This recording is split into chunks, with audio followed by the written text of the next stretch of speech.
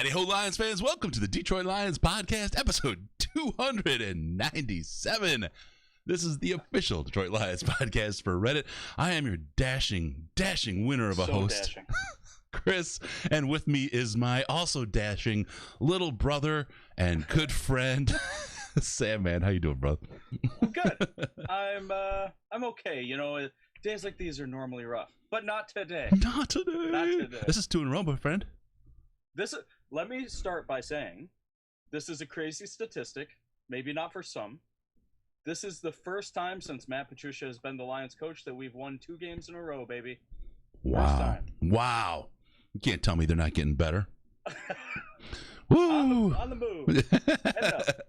All right, we're going to talk about the game today and everything that went down. There's a lot to talk about. There's a lot of nuance that happened. I mean, we came out with a win. There's a lot of good. I think there's a couple things we can talk about that maybe aren't as good, places to improve, but key statistic was that W. So good stuff. We'll take your calls like we do a little round table.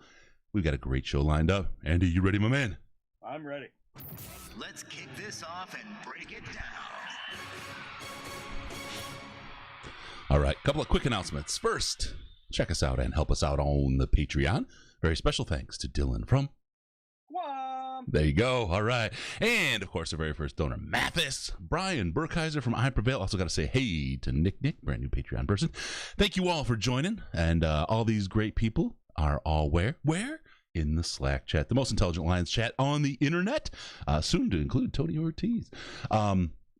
A great place to hang out, talk Lions, good, bad, otherwise. Intelligent takes, smart takes, but without the vitriol and hate and spittle flying that you see in just about every other forum on the internet. Great place. How do you get there? You join Patreon. Donate as little as $1 a month, but more is good too. We'll take all that. Patreon.com/Detroit Lions podcast. Patreon.com/Detroit Lions podcast. Guys, thanks so much for the Slack or the super chats. We'll hit you up in a second. Wow, you guys rock. Give us a like on Facebook, Facebook.com/The Detroit Lions podcast, Facebook.com/The Detroit Lions podcast, Instagram, Detroit Lions podcast, and on Twitter. Give us a follow at DET Lions podcast, DET Lions podcast, the very best place to see Sandman with no pants on. That's right. All right. Subscribe on YouTube, youtube.com/Detroit Lions Podcast. Check out the playlist, DLP Clips. You'll see us there. youtube.com/Detroit Lions Podcast. Rate us also on iTunes, Stitcher, Google Play, wherever you find us, Pandora, all those things. 5 stars, please. Please give us the 5 stars. If you don't give us 5 stars or you can't, head on over to the subreddit. Let us know why, and we'll see if we can make it better. Because we love putting the salve on. And, yeah, we're going to put up in those phones in about 2 minutes. But in the meantime, let's roll. Let's kick this off and break it down. You guys, you missed all the flash moves in between with the little breaks there. I got some water. All right. Lots to talk about today. First, I got to hit these super chats because they're flying in. Thank you guys so much. You are rock and rollers. Riley, pay Galladay whatever he wants. I'm in. I will say I do have an we'll talk about Galladay a little bit today because there's some pluses and minuses there, but he's definitely a guy we don't want to lose. Jamie Johnson, winning pays more. Yeah, it does. Thanks, brother. I appreciate it. And like I said, I hope we win out all the way to the Super Bowl. And John Murphy with a nice one there. Thanks, brother. Really, really appreciate that. Okay, covered all of those. Let's talk about the game. What did you see out there today, Mr. Sandman? Let me have you kind of give your summation because I always talk so much, and I want to make sure you're heard. This was like a Jim Caldwell Lions game.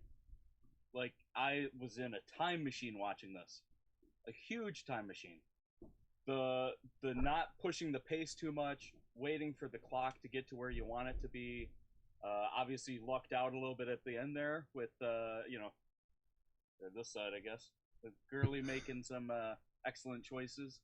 Great choices. Loved it. But really what I think we need to talk about is dagger time.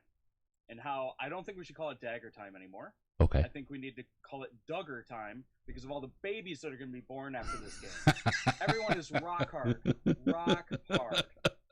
Duggar time, baby. Okay. Yeah. Okay. I'm in. You're right. You got to write these down. What a game. What a game. Couple one. Matt Patricia's first win streak as a head coach. That's right. Thank you, Curlingus. Flounder. Okay, this is big stuff. He's putting down a pledge right now. St. Jude Fundraiser is at $480. He will match up to an extra $200 by the end of the show. That's to all you guys. Okay, so here's the chance, right? stjude.org/DLP. Hit it and go to town, my friends. It is awesome. And we got an extra match, so these small donations, they add up. Get your money in there. He's going to match up to 200. Floundericious, man, you are super. Thank you so much for that. We'll talk about St. Jude a little bit more here. It should have never come down to Gurley messing up. Why is it always like this? This is from Loretto Martin. Also, why do the Lions always have me out of my seat? I got to tell you, I would rather be out of my seat happy than out of my seat with my head in my hands. So that was awesome. And the last one, Quentin Quincy. You guys got to open a post-game show with an old-school forward-down-the-field fight song when we beat a team people seem to care about. Just saying. I've got one for you, Quentin, at the end. I've got it all teed up. We will bring that out, and we'll make sure you get your forward-down-the-field old-school style. All right. People are saying my mic is a little low, and I think it's because cats have ruined Chris's board. Let me pump you up a little. All right. If that's... Give us some more feedback. I think I bounced him up a little bit there. All right, let's see here. All right, yeah. I'm going to talk about a couple of things. First, can we give credit to, because we beat him up so many times, Matt Patricia, can we give him credit for the challenge on Too Many Men on the Field? Great challenge. Not only did he challenge great and nail it with it, but then he also won't get credit for it because he only got 3 points off of it. But he did the dippity do where he tried to draw him offside, got himself extra time, made sure the guys could see the replay and check it out. It was well played to a T. I mean, you can't put it on the same tier as the Too Many Men on the Field on purpose penalty that from Tennessee last week. But I will say that holy cow, that was smart. That was very, very, very good situational football. Great job there, man, Patricia. There you go. First time for everything. That's right. All right. All right. I think I got you up now, Sam, man. We'll see how everybody feels about it. But let's see. That was great. The hurry up offense. Don't do that to me. Damn. The hurry up offense. We towards the end of the quarter, not there at the very, very end only, but at the fourth quarter, we pulled that out. Not just because we're trying to do the comeback move. I love our team in a hurry up. We just always do so well running that. So let's just see if we can run that a little more. Yeah, the play calling the whole game was kind of funky from Bevel, to be honest. It was kind of predictable. We really haven't seen a predictable game from him in a while, where outside of run pass, which everybody calls out, but we did enough to win today, and so Bevel's going to get off the hook on this one. But woo, for what all the benefits and all the upgrades that the defense had on pressure, Bevel lost in creativity today. It's I think it's going to go slightly overlooked, but a win's a win, baby. A win is a win. Yes, absolutely. I'm working on your mic still a little, buddy, but okay. Still quiet. Still muffled. That's weird. Okay, we'll keep at it. What's this? Oh wow, that was ASMR mic. Lions win, baby. Let's do this. ASMR Lions. Okay, we are ready to take your calls. Let's see. We're going to bounce over to that. Let's see. All right, we'll take your calls. 248-782-8384. 248-782-8384. We'll get this going. The great challenge, the hurry up offense. I also want to talk about some of the great catches we saw, and Galladay came up a little bit earlier. It stood out to me huge this game in that so many of these great catches are really situations where Matthew Stafford's making spectacular throws to receivers who really aren't open. I mean, it's we've talked about it previously, but it's just not what we're hoping for and looking for there. I love how Stafford has come back. Stafford came out this week and really balled out. Did a great job, but he's got receivers who are having trouble getting open, and I don't like that. Every time Kenny Dowley made these catches, they were awesome, right? Super contested. There's no separation. Hawk seems to be the one guy getting separation out there. Yep. So even that's Amendola, but Amendola, who knows, doesn't get enough. What did he do? Did you see what he did? I wanted to see what he did to take that flag, to get that flag. I have no idea. Probably just white guy celebrated. Flash that helmet off. Flash that killer smile. Gave a wink. Killed someone.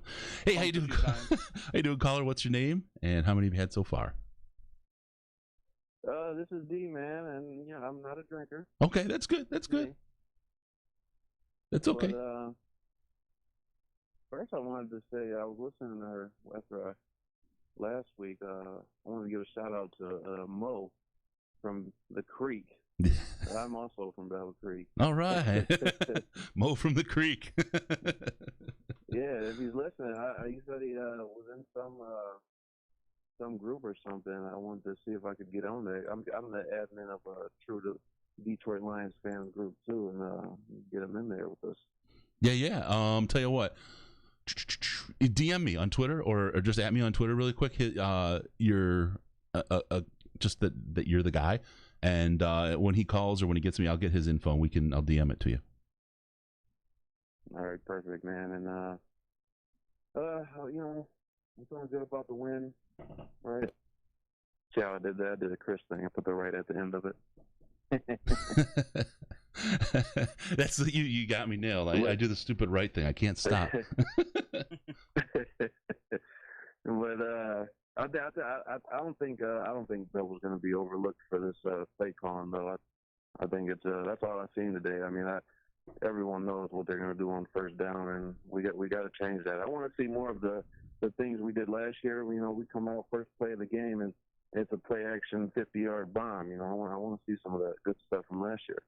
Can I talk about the play that nobody talked about, including the dopes on the TV?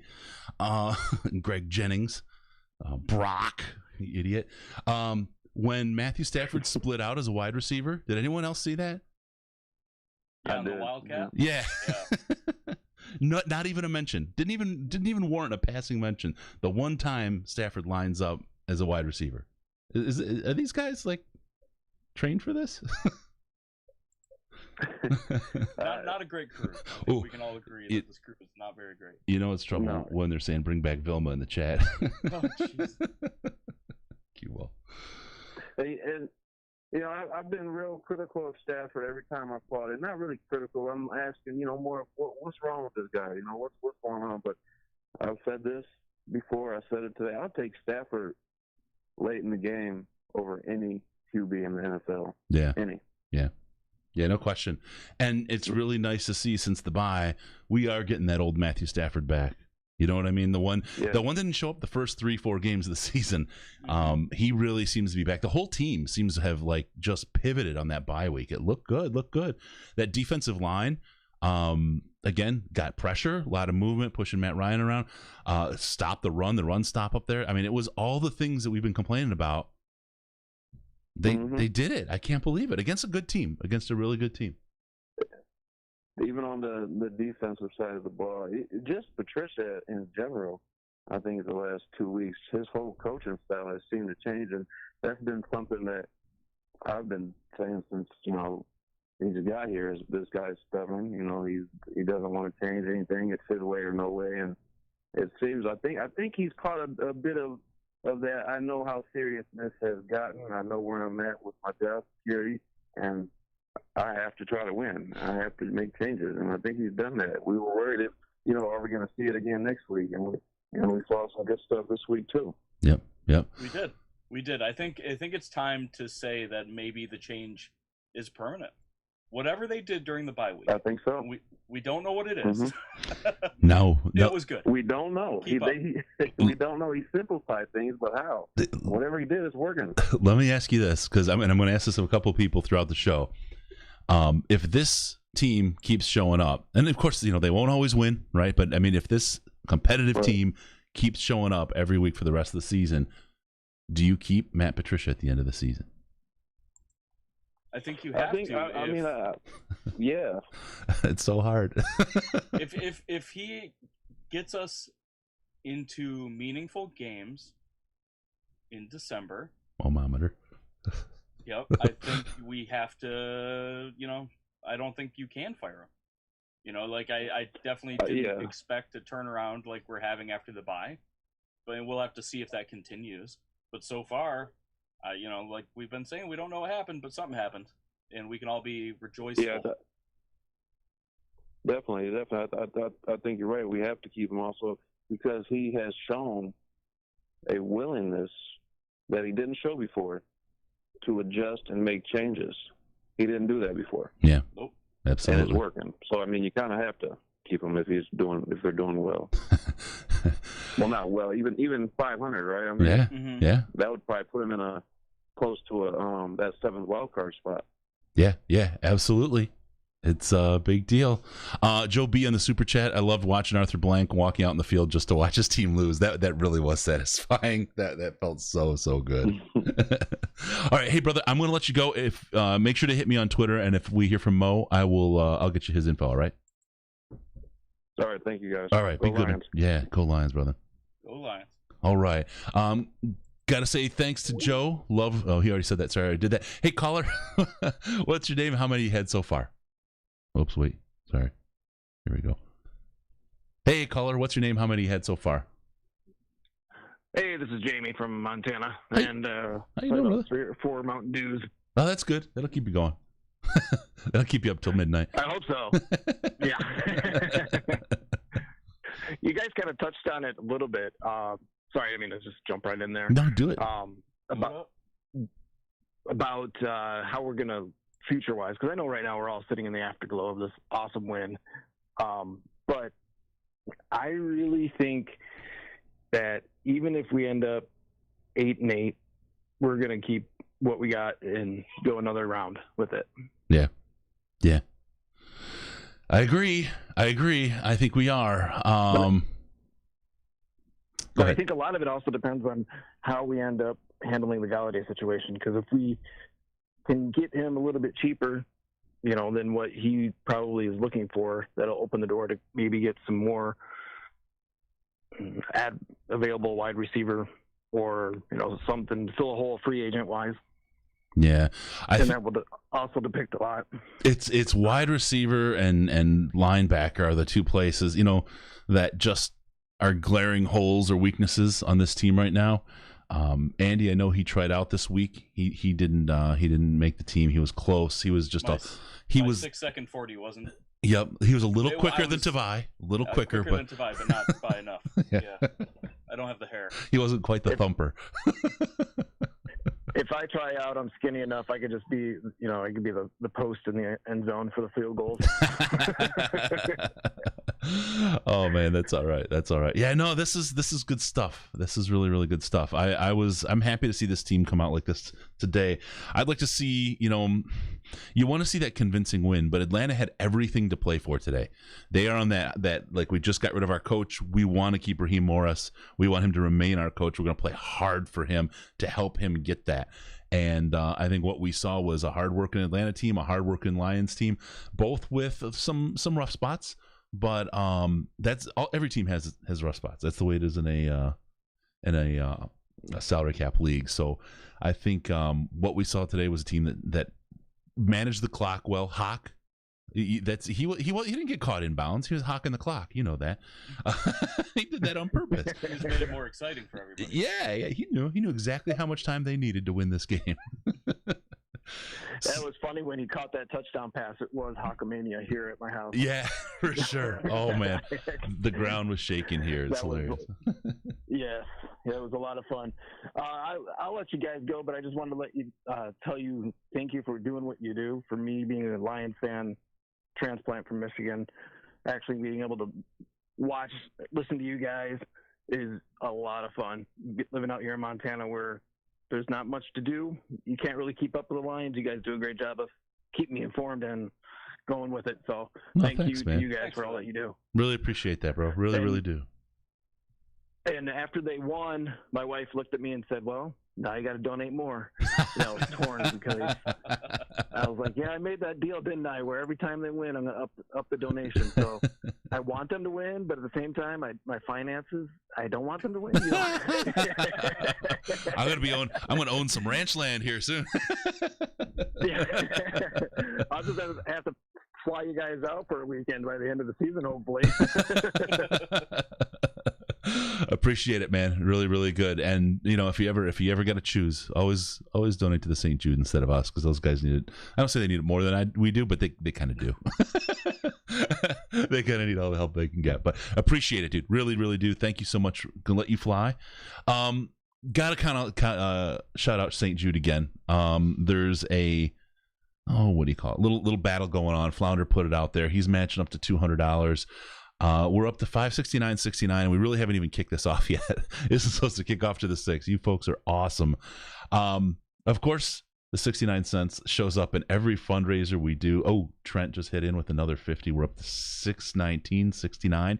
All you got to do is go to stjude.org/DLP. You can donate right there, PayPal, credit card, the whole thing. You'll get your receipt, so it's tax deductible. Save that, get your money back, all that kind of thing, or your money off, and help us raise the dough to make St. Jude's kids help. Let's get them a good Christmas. All right. Let's see. I just missed the call. Let's see if we can get this one. Hey, caller. What's your name? How many you had to drink so far? What up, though? It's Mo from the Creek. Mo, how you doing? You're getting invites. I'm playing like a telephone operator over here. What's going on? That's all good, man. It's all good. First of all, I heard the caller. My info on Instagram is Moeski24, MOESKI24, and anybody can DM me. But the Facebook, the Detroit Lions Facebook group is Detroit Lions fans, and they have a lion picture and the Detroit versus everybody picture in the profile. There you go. It's real easy to find. All right. Mm-hmm. Yes, sir. Yes, sir. How you feeling out there today? Man, I'm going to say this. To all the Stafford haters, they can kiss my Tony the Tiger's ass with cornflakes, Tony. Hell yeah. Hell yeah. Get it. Tony the Tiger's ass. Oh, my God. Okay. So I take it that you're a Stafford fan. He did it. He absolutely did it. Can we also talk about how much time we would have had if they'd actually called the PI on that? Oh, did we lose Mo? We lost Mo. I hope we don't lose Mo. All right, Mo, call back. We lost you, brother. Hey. But that pass interference was crazy. Yeah. Oh, it was insane. It was absolutely insane. Hey, caller, what's your name? How many you had to drink? Oh, you know who it is, Chris. Come on, baby. Oh, man. Brandon, what's going on, man? How long till retirement now? We're losing them all. Oh my goodness. All right, I'll tell you what. We're gonna reboot our phone in the meantime. Let's talk about the pass interference. So I get why the refs don't want to call that, because it's a game-altering play, and some people are already going to argue that there was enough of those this game. Mm-hmm. But my man was wearing the defender like a cape. Galladay was wearing him like a cape. The guy was bear hugging him while the ball was still 10 yards out, somehow still caught the ball, and nothing. Potentially costing us the game. The whole time, when they started reviewing that play, my first thought was they're going to call it incomplete, and they're going to run 10 seconds off the clock, and we're going to lose. Mm-hmm, mm-hmm, mm-hmm. That there's just going to be some bullshit rule change, some weird rule that nobody's thought about in a long time. You know, I guess we're just used to that. So it worked out for us, but that not getting that pass interference was pretty wild. Yeah. Considering how tightly they had been calling the game. Yeah, that was insane. And they did call the game pretty tightly, and the fact that they didn't. Oh man, we gotta get this now. Okay, I'm trying to keep up. The fact that we didn't get that call, I mean, it didn't hurt the game. We wound up winning, of course, but that was really bad. It's a game changer, but this game changer, if they rule that not a catch, that changes the game as well. And the reason it's not a catch is because he's, like you said, he's wearing him like a cape. He's Count Galladay out here, right? I mean, it's no way you can be doing that crap. So that was funny. Okay, let's we're getting our phones restarted here, back up. Should be good to go on the phones. While we're doing that, Brett Kuzno, how you doing, man? My effing quarterback. Thank you so much for the super chat. Yeah, that's right. He was out there. He did not mess up. Home Skillet, thank you. Our run D was pretty good again this week, and Romeo with 2 sacks. Is the defense getting good? This is the thing that I'm not really. I didn't expect this coming out of the bye. I wanted it, right? I really, really wanted it, and it was one of the keys for this defense to come out of the bye, a changed thing. But you never see it happen like that. Well, it absolutely changed. We could spend a whole podcast talking about the defense after the bye, and maybe we should. Yeah. But the reality is that we have 2 Lions teams. We have Lions pre with no pressure and Lions post with pressure.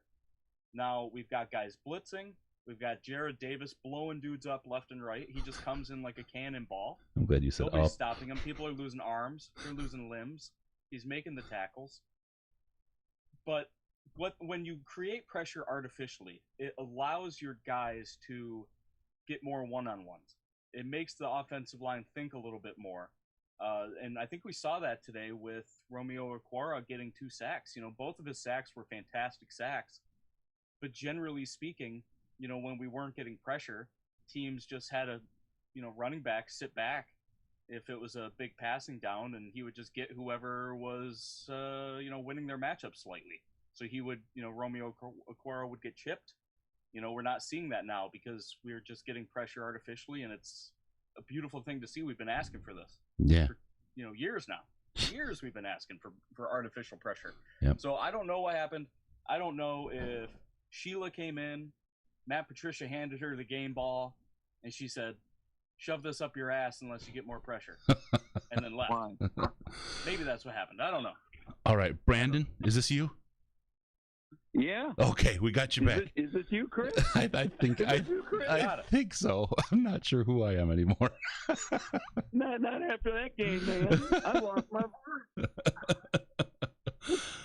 That's the first time I lost my voice, and I don't know how long over a ball game. Oh, that was something. That finish.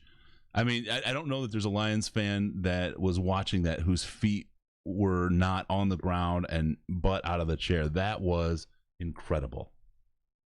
I was just about there, and I said, "Here we go, 3 seconds. I can't believe they got this shot." And I mentioned, I don't know if I mentioned this in the chat early on, but I did on Twitter. I was after the game. There's a really good Falcons fan that I know that was part of my club that I was part of for quite a while. Yeah. And I called him up because I got his phone number, and he told me, he said, when you guys had 3 seconds left and Matthew had the ball, I knew he was going to score. I said, you had more confidence than I did, Bland, because we've seen it the other way around. Yeah. Yeah.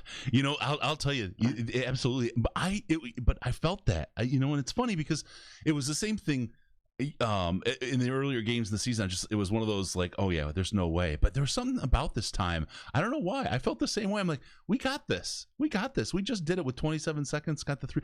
We've got this. We've shown we can do this. And there's a confidence in these guys right now that I feel like there's no way they won't score. And even like I said, with hocking the clock and all the other crazy stuff that happened, they did it. They did it, man. Yep. These guys were on it, and they never wavered. And Stafford, you could see it in his eyes, in his face. He was concerted. Yep. He knew it was going to happen. That's crazy. It is crazy. And now, you know what we can start thinking about?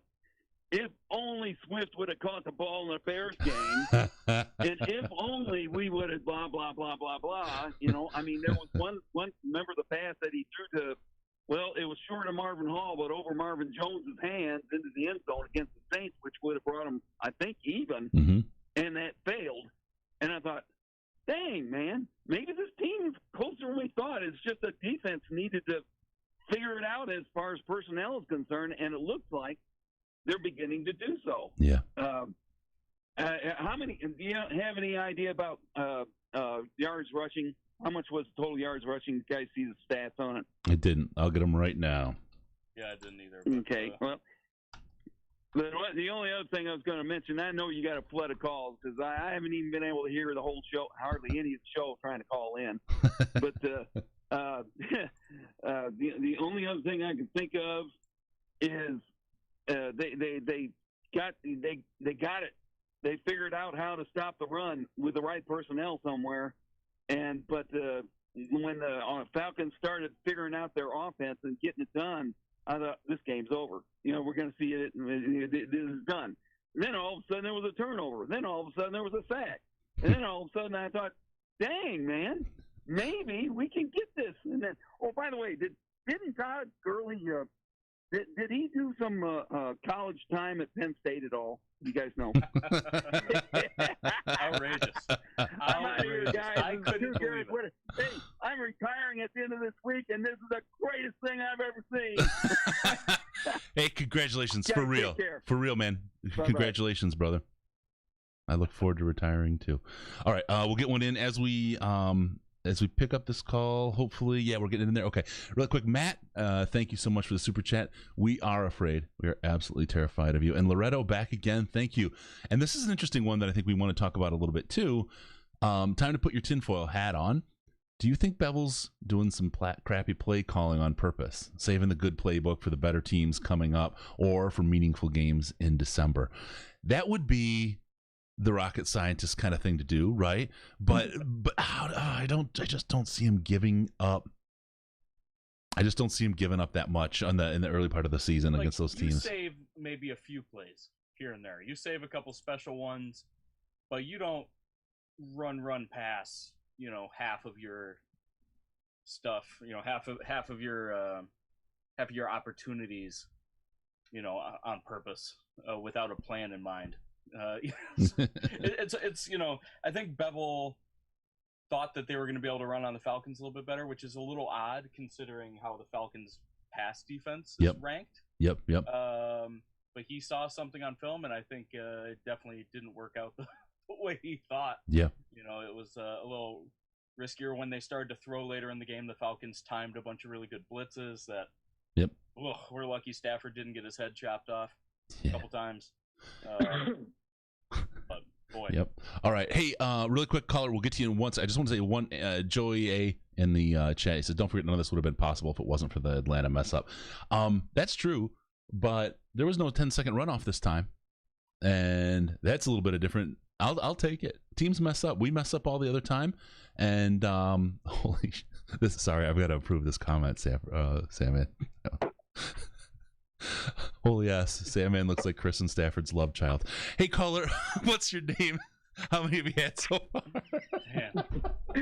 Hey, Chris. Hey, Sandman. This is Zach out of Wisconsin. First time, long time. I was watching the game today, and I thought some of it was so frustrating. I told myself I need to call in and need someone to talk me off the ledge, tell me why am I still watching football, why am I watching this team, and then it's these games like today that just bring me back. Like, this is why I watch the Lions and Packer country. These wins like this just make it all worth it to see this team that you've been waiting for so long for someone to make you happy. And then it finally just happens after all this hurt. Like, man, I needed this win today. I was getting pretty pissed halfway through the game, feeling like we were about to give away the game. But so nothing specific. I thought it seemed like the run defense is doing great. I wish they'd play Swift a little bit more, but overall I needed this win today, so I just wanted to call in and share some love. That's awesome. Let me ask you something. Did you get nervous when Brandon Howell got on the field at all? I mean, the reason I always get nervous when a guy we cast aside because they always ball out right when they play against us. I started to get nervous. It's just poetic, and I don't know about you guys too, but I also got a little excited too when we went into halftime. I was like, all right, we're not winning. We might have a shot at this game. that was the real turning point. That was the real turning point. The understated comment.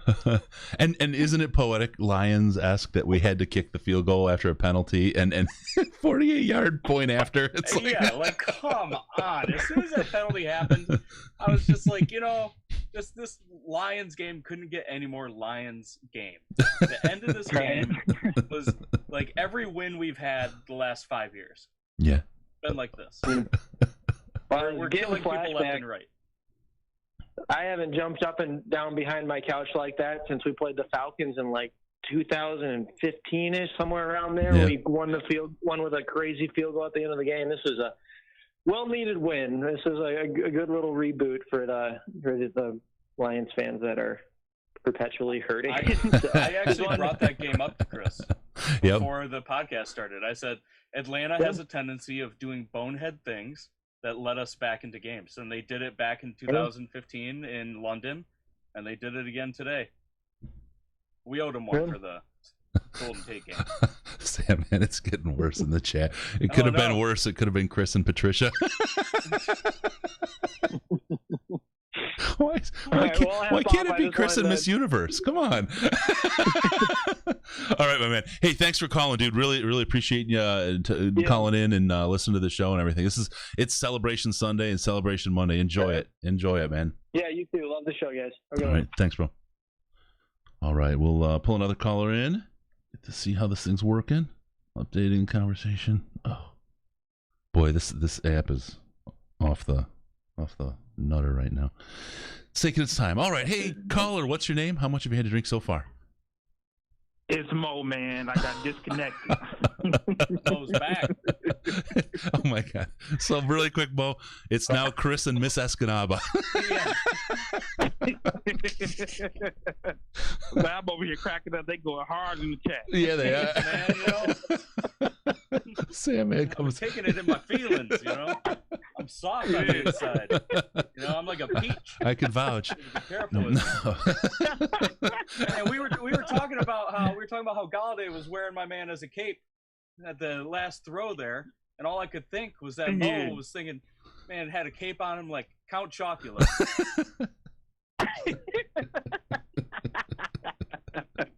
Oh yeah. Man, you know what? We were supposed to be in that game. This is another FU 2020 for messing up a perfectly good moment in time. Man, but you know what? That it was such a defensive game. It was like, I don't know who's gonna win this thing, because you got two teams that don't want to be looked upon as sorry. So it was like Atlanta's like, we not gonna lose another game, and Detroit is like, we not the same Detroit.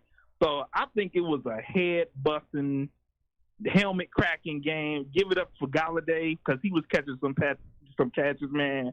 I was like, damn, he gonna need an ice bath tonight. That one catch is crazy. I am pumped to put that in a slow light. The double pump where he got hit in the back, landed flat. Yeah. Yeah. I couldn't believe he got that's up. The one I'm talking about specifically. I was like, woo. But when Gurley scored, I was like, man, you don't know who our quarterback is, cuz? You don't know? You ain't seen Stafford? You don't know who we got? Oh man. Okay. Yeah. All right. Yeah. So what do you think? That was off the chain. Yeah, it was. This is again. It's Celebration Sunday, man, and it's not going to end till Tuesday. There's no way it does. What do you think about the Colts? We got these 2 wins. The Colts are not a bad team here, right? I mean, we're looking. I don't know. I think Sandman put it best. Whatever happened during that bye week, it was like, it was like bump all this. We not gonna be the same defense. Something happened. I don't know what happened, and it was just like it's a turnaround. So I think it's a different Lions team. I think our front line is ready to bang some heads. So I'm taking on. And then look, for this type of winning that we're doing, we'll end up losing to like the Jets or something. I know we don't have it on the schedule, but that's just what the Lions do, right? Yeah. The Lions are like the Nutty Professor. Like they've been taking their potion. They look good. Yeah. Everything's good. You gotta hope that they don't run out of potion. Yeah. All right. Okay. I'm Go ahead. I'm proud of this team, though. I'm just proud of this team. I'm just so excited, bro. That's I am too, man. And you said Loretto Martin is with us. He hit with the super chat. He said, "Why do people always bring up how the other team messed up and now not how great we were for capitalizing on their mistakes?" And it's absolutely true. It's a mindset there, right? I mean, it's it's the way it is. We capitalize, we win. That's it. That's what we did, and we were waiting for that. And then of course, our good friend, you may know him, it's Sandman shows up, Mo for president. We don't normally get political here, but that's a candidate I can get behind.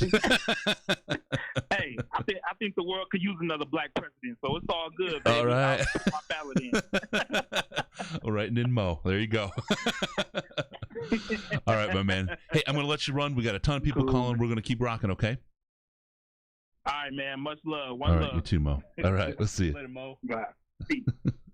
Oh, man. That's awesome.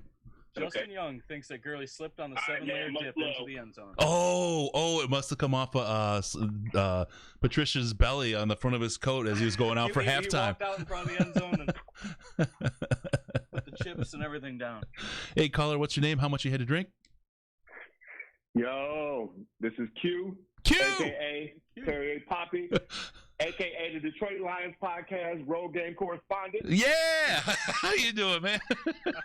Man, I just came back from the game. I don't know, man. Like I'm sweaty. Like I just played. It's amazing. So, where were you sitting there? I was sitting right in front, like right in the end zone where Hawkinson caught the touchdown. I was too nervous to try to get a video. Oh my God. Oh man, send me whatever you got, man. I got you. So yeah, no, it was amazing. Oh man, all right. So tell me, a couple of shots, I saw a whole heck of a lot of blue in the stands there. How did Detroit represent? Oh, we every road game I've ever been to, we represent, especially here because Atlanta, there's a lot of transplants. Yeah, so yeah. A lot of people from Detroit here. Even if somebody sees you with like a Lions hat or a jersey, they just automatically ask you, "What part are you from?" Yeah. Oh yeah, I'm from Pontiac. Ah, cool. That's good. Atlanta's got a cool vibe. It always has. I've always liked Atlanta. Man, amazing. I was at the game where Darius Slay picked off Carson Wentz, like his first interception. Yeah. This was way more exciting. Unbelievable. When Todd Gurley accidentally scored the touchdown, I couldn't believe it. It sounds so funny. He accidentally scored the touchdown. It's great. Oh man! Oh my God! And you watch that, and how many people would have done the right thing there? I mean, I think every person watching right now or on here would have run that ball in and taken the touchdown, and then been like, we wouldn't even been foolish to lay down too late, right? We just run in and celebrate, and everyone look at us like, what? Todd Gurley fantasy football running back confirmed. Yeah. Todd Gurley has officially been falconized. Yeah. That was ridiculous. I've got to tell you, as much as we know the Lions for giving up leads, the Falcons, they lead the league here. They have to carry this flag because, boy, they have lost the lead to everybody.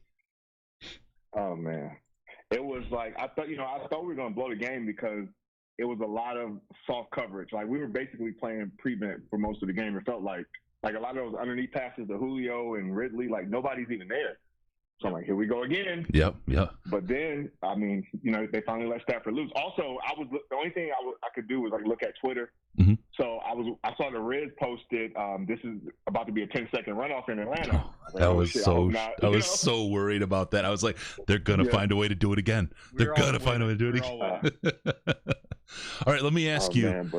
Man, I think you're gonna go against this, but Andrew in the chat says Ebron would have dropped it. Ebron would have caught it, right? Ebron would have dropped it. He would have caught it with his legs. Yeah, or he would have caught it and lost it going to the ground or something. Yeah. All right. Amazing, man. Amazing. All right. Hey, I want to say, I got you here, Q, because you're my guy. I'm gonna play off you and talk about St. Jude a little bit, all right? Because we got one of the guys in the chat is going to match up to $200 donated there during this show. So we got to get $200 more in there so we can double up that and get make it 4. We're not too far away. We're about $80 off. If you go to stjude.org/DLP, stjude.org/DLP, you can donate directly, get the receipt, the whole thing. You can put on your taxes, and it helps go towards our telethon, our podcast-a-thon that really isn't even started yet. So help us maximize that double in money, guys. Let's get that action going. All right. With that said, Q, I love when you call, man, because other than the first time, it's all been good news. Yeah, I can see that. I can see that. Everywhere I go, people are smiling, right? All right. I'm going to let you go, bro. We got a lot of people calling. We got a couple things we got to hit. Thank you. Thank you for calling. Thank you for doing the road reporting and taking on the hard job for us today. Well, I got you. One more thing, Sandman. Yeah. One thing I noticed today is that for whatever reason, like you cannot replicate like the nervousness and the energy that you get being in the stadium. Like my stomach was in knots the whole game. Like, if I'd have watched this on TV, I would have been excited, but there's just nothing like being there. So appreciate you guys. Let's true. keep this going. I was thinking about that while I was watching this game. I was watching the last play. I watched the Galladay catch, and I thought, I'm not nearly as nervous as I normally am in times like these. My heart is popping out of my chest when I'm at the stadium. And I've been a season ticket holder long enough. I've been to enough of these games that, it's a completely different beast. It really, really is. All right. Man. All right, appreciate you guys. I will call in next week after we beat the Colts. Yeah, man. And I hope there's a way we play Atlanta next year because I got to get up there. You, Malcolm, all the guys. I want to get us together and hang and have some fun, man. Or if not, let's figure out a Detroit game when this COVID crap clears up. All right. Cool. Or we still can do the Super Bowl because looking back today, we might be there. Yeah, yeah. We'll keep this up. Let me lie to myself for another week. Yeah. No, you got till Tuesday. Yeah. All right, man. We'll talk to you. All right, cool. Take care. All right, love you, Q. All right. We got another caller. Let's see what we got. Caller, what's your name? How much have you had to drink? Hey, my name's Luke. I've only had a couple. Oh, that's okay. We've had the last couple weeks. We've had the most sober Lions fans that we've had probably in the history of the show. I don't know if we're all maturing as a group or our livers can't take anymore. Right. It's dial. I don't know what's going on, but whatever. How you doing, brother? Yeah, good. I mean, better now for sure. Yeah. One thing I seem to notice that makes me excited about the future is Swift. He dropped another pass of a normal swing pass that seemed like, okay, running back should have that. I think this rookie is having a hard time taking passes from Stafford because people have said it throughout Stafford's career that Stafford delivers his passes harder. So if he gets used to that, I think just him in the passing game is going to be that much better. So I'm excited about that. Yeah. I mean, it's definitely been a problem, and it's hard to blame Stafford for throwing the football too hard, especially in cases like this one where a guy was right in his face and he was throwing it around him. We kind of have to have expectations that guys will catch it. But it's definitely a different experience watching other teams like, Drew Brees' Saints, like, don't drop very many balls, mostly because those things are pillows landing in the dude's hands. So I think there's something to it, but, man, it's hard to be too mad at Stafford for those boys. Can I say something that's going to make people go a little nutty? I do that every now and then, but I got to do it again. Do it. Early in the game, this is early. This wasn't for the entirety of the game. But and we're talking about a guy because I did get to the numbers here. He only got 27 yards rushing on the game, and 13 of them was on his long, right, on 9 attempts. But Swift was out there early. Like I said, he had a spin move. He found his way. He kind of meandered his way through the backfield in the line. Gets out. He gets to the second level with the linebacker. Does the spin move. If he waits just a little longer on that spin, he breaks away from the linebacker and he's in the second level. That and another play I saw where he was running, doing a little dancing, and he lost a yard in the backfield. I was like, he reminds me a little bit of Barry.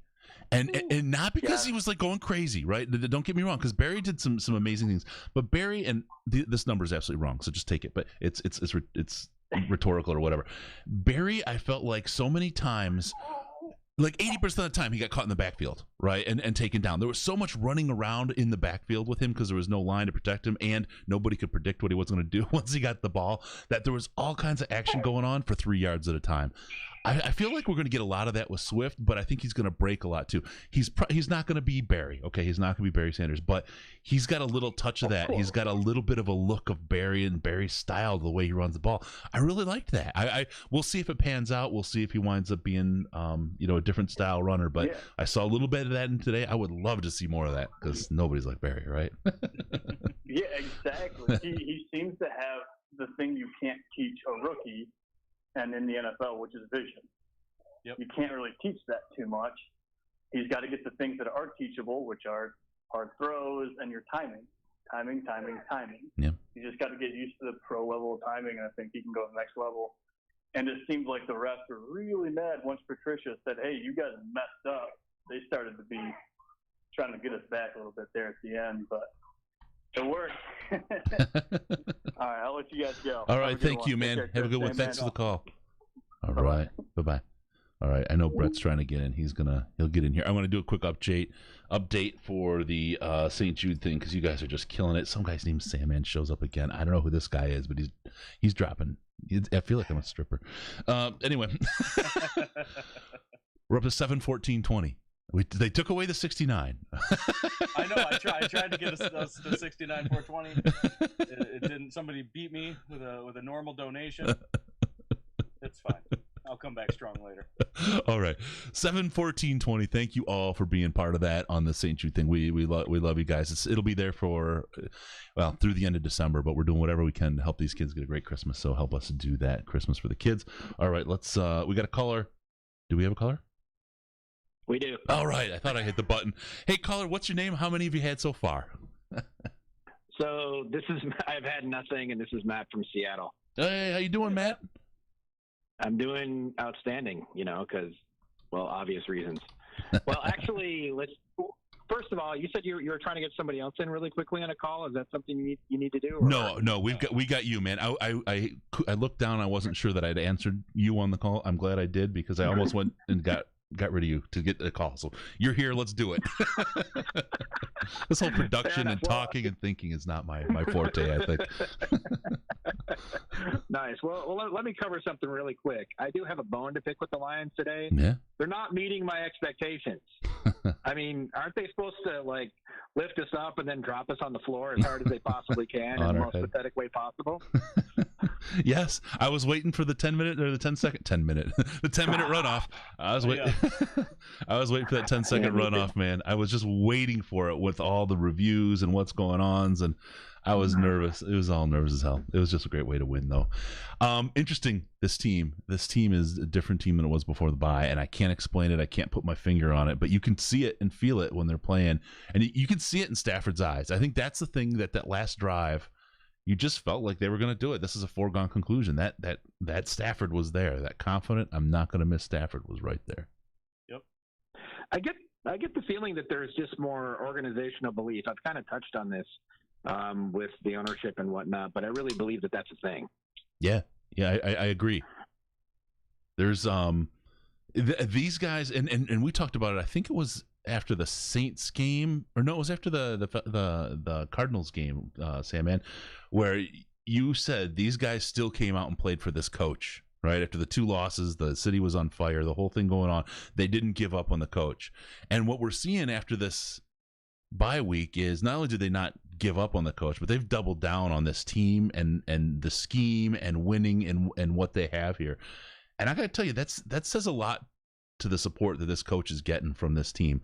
Everybody was picking about, and you can love them or hate them, but the whole Slay move, the Diggs move, and cleaning out the locker room to something that's more towards what the coach wants and the attitude that he wants. Maybe it's starting to bear fruit. Maybe that's what we're seeing, right? We'll see. We've got the Colts. I think the Colts are a good test for us next week. I don't want to get too down on it because it's Celebration Sunday, so we will celebrate. Right. But I think the Colts game will be a really, really good test for us. And if we come out winning that game, I will be sold on the change that's happened. Even though the teams we played are NFL teams, we beat NFL teams, and the Falcons' record was not the way that the Falcons team actually is. In no way. These guys were putting up points on everybody. We held them to a pretty low number for their standards. Yeah. They're in the 30s versus almost everybody else. The only other team that held them lower were the Packers. Yeah. And, there's something to be said about that and the defensive game plan today. And like Chris was saying, not giving up, not being too high, not being too low, and finishing the game out when they had the opportunity. Daryl out there in the chat blowing up running backs en route to a quarterback pressure. They were doing it. They were out there. It was a different fribbin' team. I don't know what Detroit Lions team we were watching today because it was different than everything before the bye. Do you guys remember when we drafted Ansa's teammate? I just blanked on his name. We traded him to the Patriots. Kyle Van Noy. Van Noy, yeah. I remember him from his wife. When we brought Van Noy in and we couldn't find a role for him. We didn't have a place for him on this team, couldn't figure it out. I think what's finally happened here is that they had, Jared Davis, and they didn't know what to exactly do with him. He was making mistakes. They moved him out. They found his role, and they're using him. And he's doing well at it. And I think if we can continue to do that with the players that we have, sky's the limit. And that's called coaching, and that's what coaches do. Yeah. You exploit everybody's strengths, and then you use that to your advantage. And seeing there's something all the heat that they took. This is a coach that could be easily grasping at straws and freaking out and wilting under the sunlight that happened in the heat from the beginning of this year, and we're not seeing that. And you can call it arrogance, right, cockiness, or his reaction to Rothstein about being the most dynamic or most significant fourth quarter play, whatever his answer was, right? Hey, you know what? When you do things like you have the last 2 weeks, you can talk like that. You can do that. I'm okay. As a matter of fact, if I've got a winning team, I want them to ball walk up to the podium, right? I want them to have the wheelbarrow ahead of them with the sack in it and off to, all right, what questions we taking today, right? That's what I'm looking for. And look, if that's what it takes to kind of help us get over the hump and carry that attitude, because you see it on the defense, the attitude has changed. Again, I'll talk about it. Matthew Stafford, his attitude was different out there today than it has been the first 4 games of the season. Even against the Cardinals, there was a different Matthew Stafford head on those shoulders out there today, and you could see it in his eyes, you could see it in his face. There's a belief that came out of this bye week with this team, and a swagger that, I don't know, maybe it wasn't deserved, maybe it is deserved, maybe they're earning it, whatever, but they've got it, and they're marching their way from end to end with confidence. They're hitting hard. I love it. I love what I'm seeing. This is a real football team, and that's one of the things we haven't had for a lot of years in a lot of games, is a real football team. So I love watching NFL football. And really, it all goes back to coaching and the question of what changed. What changed? Why are we all of a sudden seeing Jared Davis used properly when we've had him for 2 years and nothing happened? Why are we starting to see this stuff? I think it's going to be really interesting to see if we can carry on with it. But, I'm starting to lean towards the Undlin effect, that maybe Undlin's not a yes man like Paul P. was. Yeah. And maybe we're seeing a little bit of dissent in how this defense should be ran, and we're actually getting, good outcomes because of it. Yeah. Well, this is going to be my final point. Maybe it's kind of what Chris has hit on literally over the last 2 years about Matt Patricia has shown us that he's able to self-reflect, and that he's he will basically mercilessly self-reflect and then do things that he's fundamentally uncomfortable with. And so maybe giving up as much control over the defense as he's had in the past is him finally self-reflecting on something that he's been really proud of in the past. So I think it's coming down to this. He's just learning how to head coach. Yeah.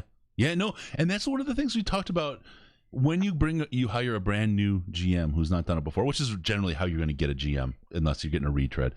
Or when you hire a brand new head coach, there's a learning curve. There is a learning curve. It's like a rookie corner, right? It takes a couple years to get good at that. And what we're seeing may be the fruits of those learnings. And the one thing about it that you got to give him credit as a leader, as a coach, and as a person for is that self-reflection.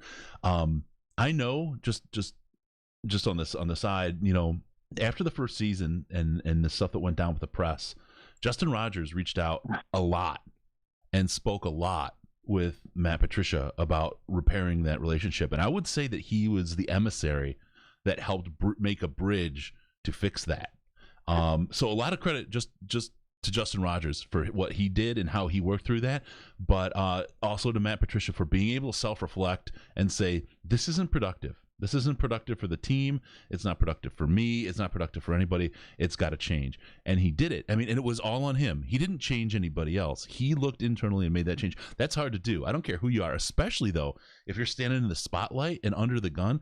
Most people, they don't do that. There's a great book. God, Ash, I wish he was here to tell me and remind me what it was. There's a great book about people when they're in trouble that have been successful before always revert to doing what always worked. They don't get creative. They don't do new things. You're so set in your mind that it can't be wrong. It's always worked before, that you kind of double down on what's not working, and it causes problems for a lot of people. To have a guy who can make these kind of changes and self-reflect, self-scout, that says a lot. So yeah, I think there's rookie head coach. I think we'll see. I'm going to bring up since we're talking about him, I'm going to bring up the December-mometer. Just because we haven't had it, and this is the most this is the most what's the word I want to say here, this is the most positive December monitor we've had so far about meaningful games in September. We're almost in near miss territory for the playoffs. This is crazy town right now. Crazy town. Love it. Anyway, I'm gonna sign off, guys. All right, brother. It's been a pleasure as usual. Keep rocking. I'll talk to you soon. All right. Cool. Thanks, man. All right. Hey, Wisco, I see you in the chat there, man. How you doing, brother? All right. So there's our December-mometer. It's up. We're straight up. We're pointing up 12 o'clock, straight to the sky. You can use it like a sundial. All right. There we go. We'll take your calls. Oh, we got another one. He's finally here. He's been trying. Does it work? Is that you, Brett? Woo! Yeah, it's me. It's Brett Coos now. Coos. The Coos. How you doing, man? Andy, Chris, nice to hear you. I did leave a message on Skype, but if I may take 2 seconds to rehash the message I left. Please, then I can just delete it and not have to listen to it. Absolutely. I just want to Ric Flair this bitch for 2 seconds. Sure thing. Woo! Right. That's all I want to do. All right. But no, the only point I want to bring up, and you guys touched on it a little bit with the last caller, if you look at this game from the front to the back, I cannot, regardless, don't get me wrong, Stafford to me was great in clutch, but to me that was a coaching victory. Because they sent those guys out on that last offensive play Atlanta had. And basically, they didn't just say, let him get in the end zone. They said, put him in the end zone. Carry him. And if you go back and rewatch that, they pushed Todd Gurley toward the end zone. Yeah. That's why he fell down on the goal line.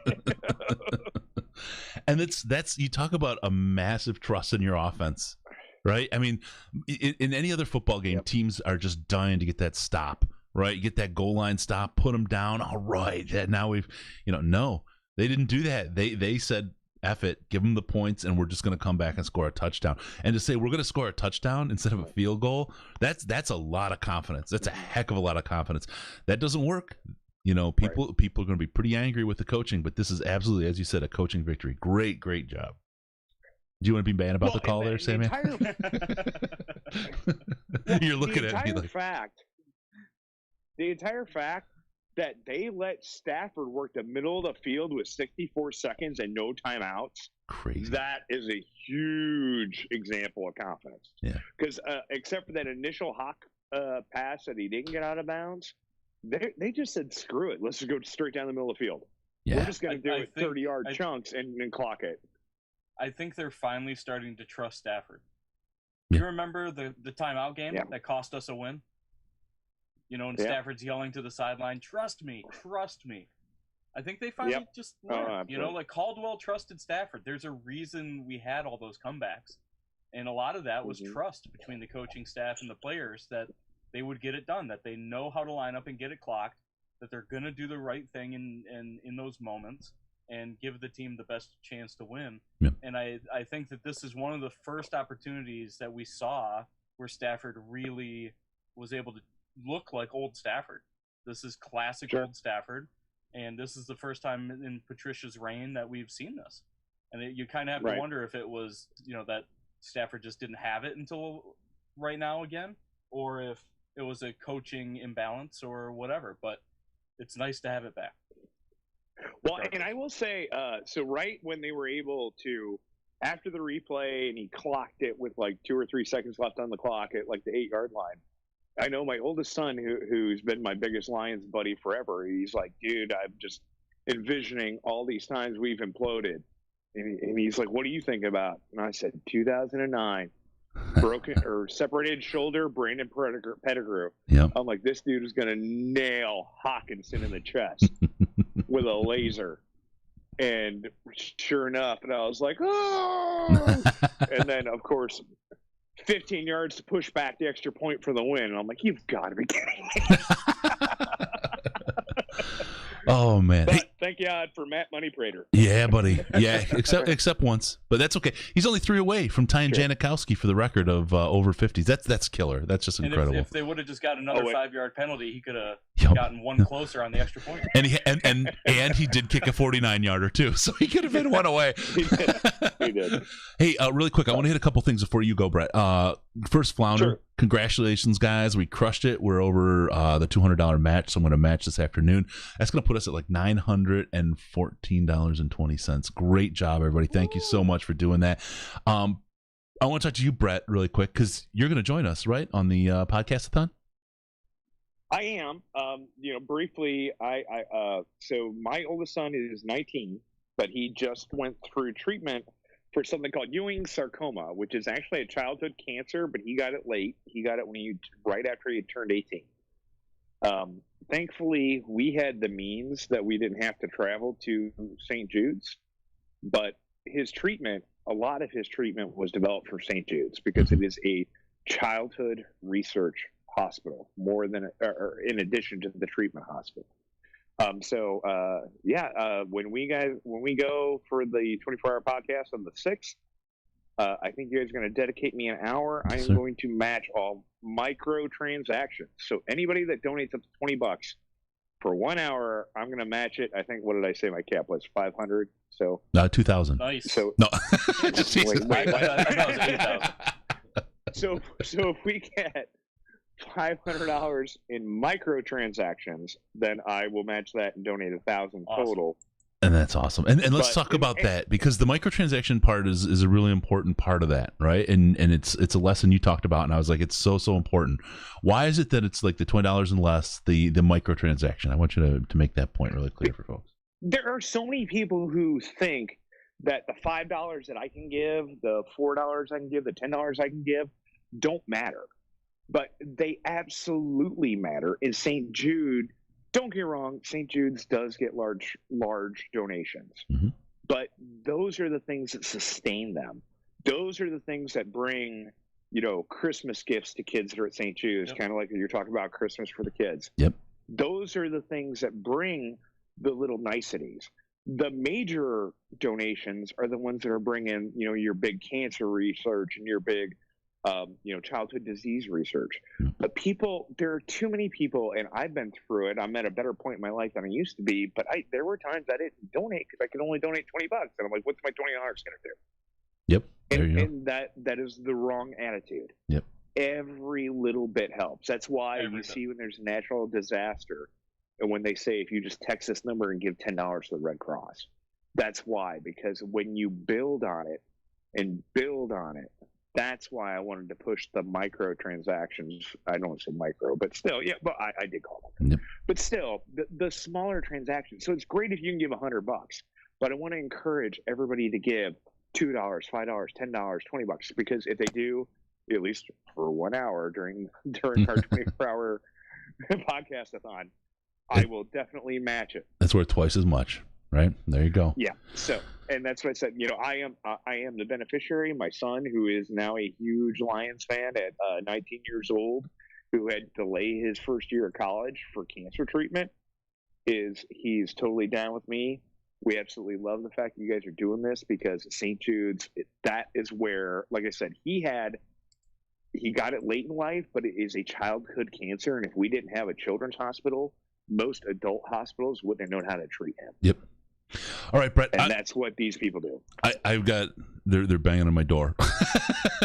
No problem, brother. Yeah, Thank you for taking the call. I appreciate the time. For sure, man. We'll have you on, and we'll do that during the podcast. But go celebrate with your son, and have a good time at the Lions Victory Parade. All right, copy. Thanks, guys. Love All you. right, man. We'll talk to you. All right. We got a new caller coming here in 1 second. Let me really quick say, hey, JC, thanks y'all for all you guys do from Redondo Beach. I love Redondo Beach. I picked up my foosball there, and it was at the most amazing place I've ever been to. They lived in a condo, but it was like the luxury condo, like, the New York penthouse style thing. And they opened the doors to the ocean, and it's, there's no humidity there, so you just had the ocean air coming in right off it was freaking beautiful. And then I had to carry a foosball table. I wanted to move there ever since, though. So, hey, JC, thanks a lot, brother. Hey, caller, what's your name, and how much have you had to drink? This is Steve from Phoenix. Sober as a judge. There you go. All right. All right. The Lions will do that to you. Yeah. This is a beautiful game. Beautiful game. I called in. I think I called in after the Chicago game, and it was doom and gloom. Yeah. And I know everybody's saying Stafford's not the same guy, or maybe it was after the Green Bay game, but everyone's saying Stafford's, he's toast. But I still said it's give him a chance. Let him just come through. I have just 3 points to the game. One, Stafford, 2-minute drill Stafford is the GOAT all time. Just that is where he lives. That's where he thrives. When we had a minute left, I had faith, and I knew it. This is what he does. Yep. Two, the run defense, it has completely transformed this team from the defense. That allows us to get pressure. It helps the coverage, all of that. So that's been amazing. Penasini and Tavai honestly looks a lot better these last few weeks. Huge. And then three, I know everybody hates all. There's some people are saying the play calling has been really suspect. I think maybe I'm projecting here, but a lot of people are saying all the running. But you know what? This offense is based off of the run. I know that I think we lost some of those early games, like Chicago, kind of got away from the run. We just let it go away. We tried to pass. And the way this offense works is we need to run the ball, even if it's not super duper effective, just so that we can at least have some play action. And just you don't want to be behind the sticks and trying to just throw the ball all the time, because I don't think we're set up for that kind of offense. But that's just me. No, you're not wrong. You're absolutely right. And Bevel's going to take heat because a lot of people aren't used to, still, right, even after this time here, of that successful run game. It often is unsuccessful. The run game is about committing to the run game, and I feel like we finally got the players that we can do that with and be successful more than we're not, and then make that running game a real threat. And again, it gets the clock control. It makes for a different game. It makes for a lot less 3 and outs off lasers that get dropped. But it becomes a different style of game, and it's one that Lions fans haven't seen a whole lot of, especially the type of game we played today. Haven't seen a whole lot of in over a decade. So it's gonna be a weird kind of, if it keeps going like this, it's gonna be a weird adjustment for folks. Yeah, only thing I would say is maybe working a little bit more play action, and maybe a little bit less Peterson. I think Kerryon, if he was even on the field, like I know he's not the same guy from 2018, maybe not, but I think he still have an opportunity to get the ball a little bit. Yeah, he had some excellent pass blocks. Everybody knows that he's going to run the ball if he's on the field, so that's a huge tell. Yep. Yeah. No, that's and when we did the hurry up and then we went to Adrian, that was just heartbreaking. That is not what we want at all. It is something to note how the Lions are using the running backs is a little bit problematic in that when Swift is out there, it could be a run or a pass. When Peterson's out there, 90% of the time it's a run. And when Kerryon is out there, 99% of the time it's a pass because he's in there to pass block. Kerryon got 0 runs today, which I think he needs to see at least 3 or 4, and I'd probably take those out of Peterson's carries. I would like to see, a more even split among the guys to try to keep teams guessing. But I think that, Atlanta teed off on a couple of those when Kerryon was in there. Luckily, he was able to block because apparently he's an all-world blocker so far this year. But, man, it would be nice to see a little bit more balance among the running backs. All right. So, quick update on St. Jude. It's up to 794.69. Hattori and Jeffrey, thank you so much for adding to the pile there. Wow. Good folks. All right. Hey, caller, I appreciate it, man. We got a couple more people banging on the door. We want to get through them here. We want to give everybody some time, but we also don't want to be here all night. So we're going to bounce. No problem. All right. Doing what you're doing. Oh, thanks, man. Thanks for calling. Really appreciate you listening and calling in. No problem. All right. Have a good one. Yeah, you too. Be good, man. Later. All right. Let's see. Another one coming in here. 1 second, caller. I gotta say, normally there's a lot of pain to get rid of, but not today. It's time to celebrate. How do you celebrate? You go on over to cbd.detroitlionspodcast.com. Get your CBD, whether it's oil, whether it's the sweet gummy squares, or if it's the creams, whatever you got. I actually had to leave my CBD cream with my mom because she loved it so much. It really got rid of her aches and pains. This stuff is great, whether it's for sleep, whether it's for knocking down a little bit of anxiety, and still saying, cognizant of the world around you. You don't get high from this stuff. So just so you know, this is just, it's everything but the high. They don't have the THC in it. That's why it's legal in all 50 states, down to the gummies to give you just the whole body kind of chill. And they have this chill line that has, it's with something they call Delta 8. And let me just do this really quick. It doesn't work. This does. All right. He's still there. With Delta 8, and Delta 8 just works awesome. Makes it a completely different type of experience. Head over to cbd.detroitlionspodcast.com. Diamond CBD. It's great stuff. I would not be talking about this if I didn't believe in it. Everybody who's tried it that's been associated with me is totally down and comes back month after month. cbd.detroitlionspodcast.com. Get yourself the relief you need and the sleep that you want. All right. Hey, caller, what's your name? How much have you had to drink? Hey guys, it's James from Australia. I haven't had anything to drink. I'm on my way to work, so this is just a great Monday morning, isn't it? In Australia here, so when the line happens, it's just awesome. What time did you get up today to watch the game? I was up at 3:30. Oh. 3:30 a.m. Worth it. Absolutely worth it. I tell you what, boys, Chris, you better get the monetizer ready because that's our mother effing quarterback. I tell you what, that is our mother effing quarterback. That's why we pay anyone that doubts him or hates on him. I will absolutely stand with him. I'd take a bullet for him. I'm sure, Chris, you've said it. You'll take a bullet for him. he is just absolutely unreal. Absolutely unreal. And another thing as well on the offensive side, Kenny Galladay's probably knocking on the door now. Like, I'm surprised his agent hasn't already sent, like a video of his highlights today to Bob Quinn saying, give this guy a bag. Like, he deserves a bag after today. So, yeah, no. I just wanted to add those things. I reckon, yeah, this is awesome.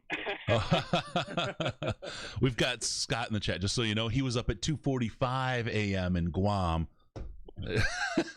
But you got Sandman with the Australian flag behind him as his background right now, so I think you're being well represented.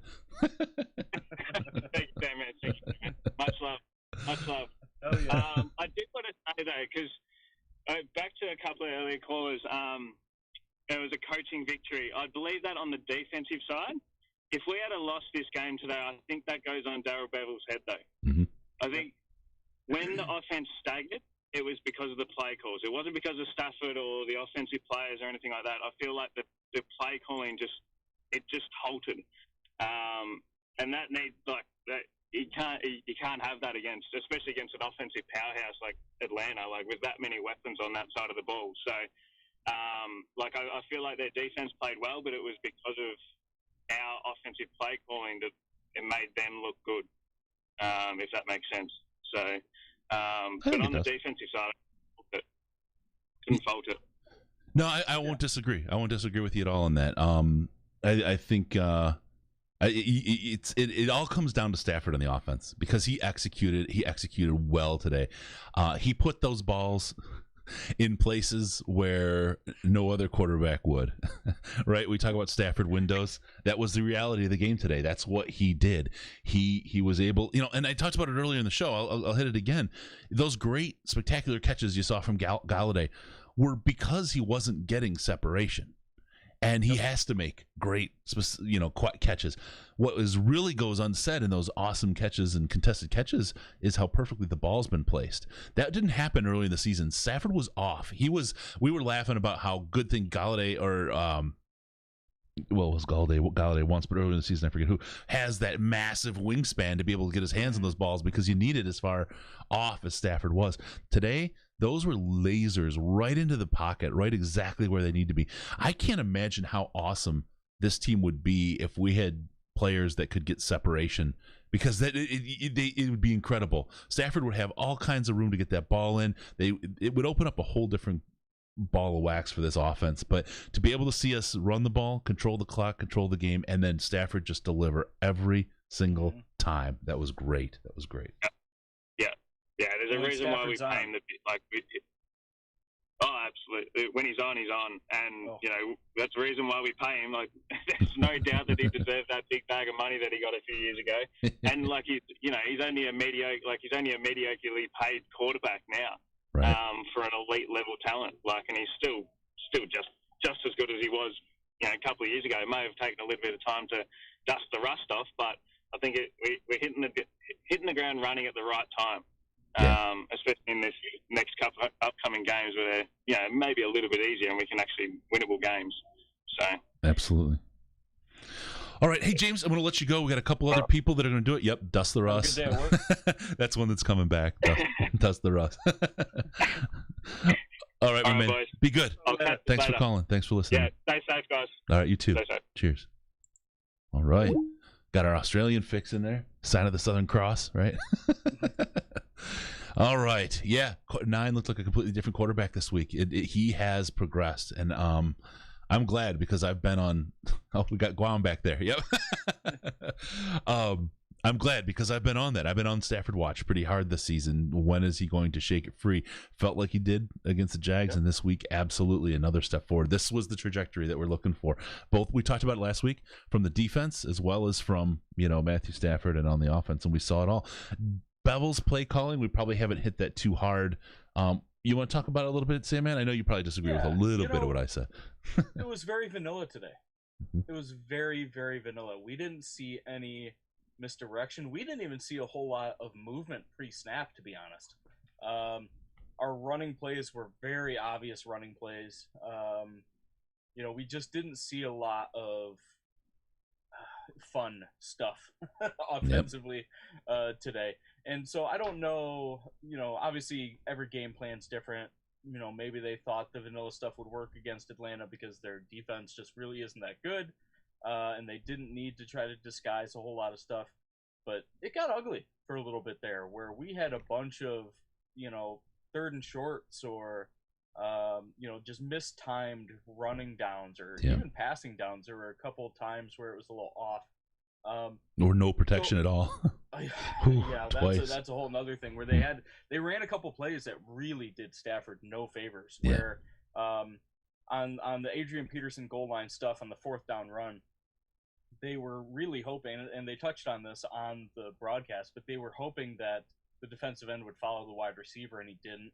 There was a couple of run plays where Jonah Jackson left his guy unblocked on purpose, and we just didn't move quite fast enough for stuff like that. So I think there was some miscues. I think there was some wrinkles that maybe they tried to add that really didn't work out for us because Atlanta didn't fall for it or what have you. Mm-hmm. But hopefully this was an anomaly because, we squeaked this one out. But I think Bevel can do better, and he has done better in the past, and we're going to have to see better against the Colts. Yep. Well, let's add another wrinkle. We'll get a caller here. Caller, what's your name? How much have you had to drink? Hi, my name is Eric. Hi, Derek. Used to be Eric in Indy. Eric How's it in going? Indy. Yeah. Are you still in Indy? No, I'm back up in Michigan now. All right, good for you. Yeah, but unlike most of your callers tonight, weird. I've actually had a few beers, so Good for you. I'm going to live vicariously. I'm tapping my water. Oh man, why are you over there drinking water? I mean, I'm trying to be less fat. Oh. Water helps me do that. All right. What do you got going on, man? Well, I just called because I don't know if you guys talked about it or not because I've missed portions of the show, but I was trying to remember. This is familiar with Todd Gurley, trying not to score the touchdown. Do you remember back when the Lions were playing the Rams? I think it was 2018. Todd Gurley, they were actually up by a touchdown, and I had him in fantasy, and I was really pissed off because he got down toward the goal line, and he, ran horizontal along the goal line. Yeah. Got tackled up 1 year. And he actually did that, too, earlier in that season against the Packers so that they could win the game. So it was funny that he's done this twice in the past, and then somehow in this moment, just spaced out, or obviously they tried to push him into the end zone at one point there, but he just clearly didn't remember what he's done in the past. He's one of the few people who's been able to do this well. So had they suplexed him from the 5 into the end zone and a flag goes down, do you take the points or do you take the penalty so that you can run more clock out? Oh, you take the penalty. Right, no kidding. But I'm glad you brought this up because right after he scored, I thought to myself that Todd Gurley is the last running back in the NFL that I would have expected to have done this because of those other high-profile times that he didn't score. Because those were like Sunday night football games. Everybody saw it. Yeah. He seemed to have known. So it kind of makes you wonder, was that Todd Gurley or was that his coach saying, if you score here, I'm going to kill you? Do not score. Great point. And this time, Todd Gurley didn't get that message and thought about it in the last second, obviously, because he obviously tried to not score. But, I think he might have also got caught up in the moment. He was trying to get tackled. He was about to be tackled, and then our defender let him go. And I think in that moment, every running back's goal is to score a touchdown. You're fighting for yards even if you're not trying to score. That's what running backs do. Yep. But was Jeff Fisher the coach? No, that was. I honestly don't remember who the coach was. Gosh, because it was a while ago. I can't remember. Because I'm thinking maybe, just maybe, as he started to think about stopping, he's like, "No, that's some 7-9 bullshit. I'm going to score." Maybe anyone? I think he's. I know. I don't know. Texter texted in. I think he slipped on the 7-layer bean dip, carried him an extra yard, right into the end zone. Oh my God, Scott, your wife is brilliant. When Gurley scored, my wife said the Falcons just lions themselves. Staff will kill this. There you go. All right. That was something. What do you think about the team's outlook here for the rest of the season? Now we're 500, and we're staring at a completely different kind of schedule for the rest of the year. Folks seem to be feeling a little differently about the team right now. it's that pendulum slingshot effect that we as Lions fans tend to go through. Where do you think this team's going now, caller? Oh, okay. Sorry, yeah. Yeah. No well, I don't know. I mean, I feel pretty good about it because I do wish that we won that game against the Bears, obviously. But I did look at the schedule, as we all like to do before the season even started, because what else do we have to do? And thought that the beginning of the schedule was going to be really difficult, and then that there was a long stretch of easier games, really right up until, I don't even know what week it is, like week 11 or 12 before we have another difficult game again. So, I wish I could feel a little bit. I mean, it was a nice win today. I wish I could feel a little bit better about it. Like it was a little would have been a little more dominating of a win, but it is an easy enough schedule ahead, and the NFC is a little bit of a difficult conference. So maybe if we can just string a few more wins together, then and I don't believe in where Chicago is right now. Maybe we can end up at least getting second in the division and getting that 7th playoff spot, but we'll see. Yep, and that's exactly what happened to the Giants, and that's the one thing we got to keep in mind here, because if we get into the playoffs, we're going to Giants our way into it, right? I mean, that's how the only way it's going to happen. I don't think we're going to win out and take the division, and Green Bay is going to collapse. I just don't hope for that. I think we Giants our way in, and then once you're in the dance, you just start dancing and see what happens. And if the team's on the right kind of rise at the right time, you can ride that for a while. So, all right, man, I'm going to let you go. Thank you so much for calling. Thanks for listening. We got a couple more we're trying to get through here. And anyway, yeah, thanks for calling and listening, bro. Thanks. Yeah. Thank you very much. Yeah, cheers, man. You guys are awesome. All right, let's see. I got to hit this one more time. Let me hit this one. Amazon.DetroitLionsPodcast.com. Get your gear, get everything you want. You do your shopping, you do it at Amazon. If you go to Amazon.DetroitLionsPodcast.com, you'll get all your stuff quickly, in quality way, and all the profit won't go to Bezos. Part of that will get handed over to your friends here at the podcast. They share when we do that, and it's a great way to help the show by doing something you were going to do anyway. So anytime you go to Amazon, just go Amazon.DetroitLionsPodcast.com. You will not pay a penny more. You'll just help out the show by doing what you're going to do anyway. All right. Hey, caller, what's your name, and how much you had to drink? Oh, I had about 4 beers, a couple shots, but I loved the game, man. That was an awesome game. Yeah. Absolutely. That was big time. That was big time. That was a Lions team that we haven't seen in a long time, with a kind of determination that we haven't seen in them in a long time. I just think that it's kind of funny how we kind of mocked Matt Patricia earlier in the season. Yep. But how slowly but surely everything he's saying is coming into fruition. For sure. Like he's saying that it's a long season. We got time. Right. Pretty much be patient. Yep. Hey, we're starting to win. Can you turn down in the background there, because it's coming through a little bit and breaking up your audio?